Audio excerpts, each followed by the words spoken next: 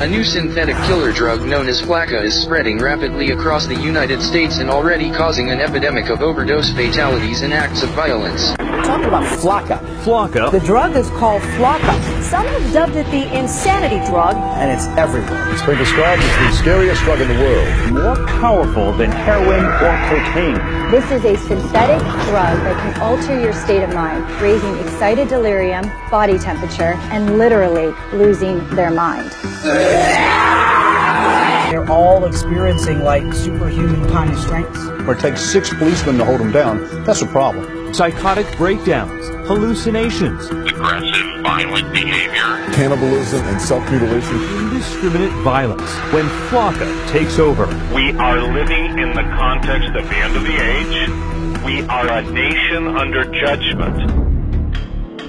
Welcome to stage 1 of the zombie apocalypse. It's been long theorized that controlled substances can bring people closer to the spirit world. Sometimes, however, what comes out of that experience isn't what you'd expect. And right now, our society is being plagued, dominated by an epidemic of controlled substances. In the 1970s, people were talking about peace and love, but nowadays people are coming back from bad trips and total psychosis. The number of overdoses are up, as are the cases of total zombification, i.e. demonic possession. The dark side opens people up to such possessions through lack of faith and environmental conditions. And while this isn't so much an issue with people of faith or orthodox practitioners, if your foundation is public education, if your dogma is militant atheism, substances like bath salts or Flakka can be the ingredient that pushes you over the edge, an edge that you will never come back from. Weaponized substances such as bath salts and spice are being mixed into just about everything these days. E-cigarettes, chocolates, party drugs, with the intended purpose of fucking you up permanently. These are not the days to be experimenting with new things. These are not the days to be a party kid. Nefarious agendas are at play, and just about everything out there these days is being spiked with chemicals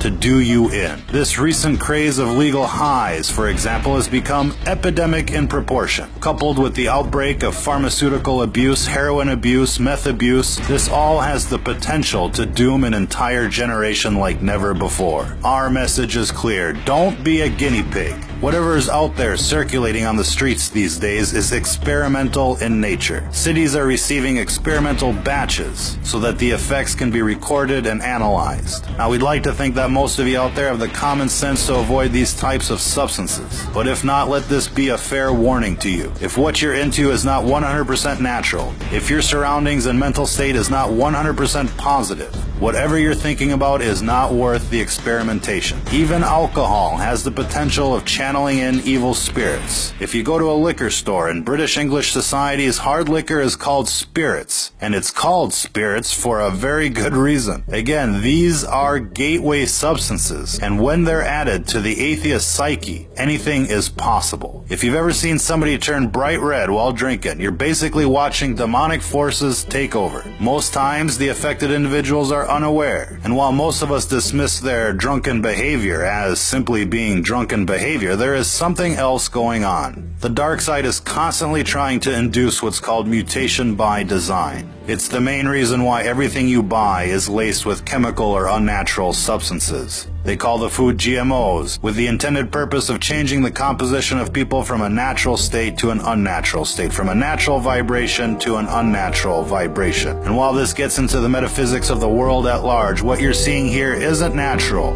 it isn't safe, and it isn't just psychosis. It's what happens when you stare into the abyss, and when the abyss stares back. If you're listening to this, you are the resistance.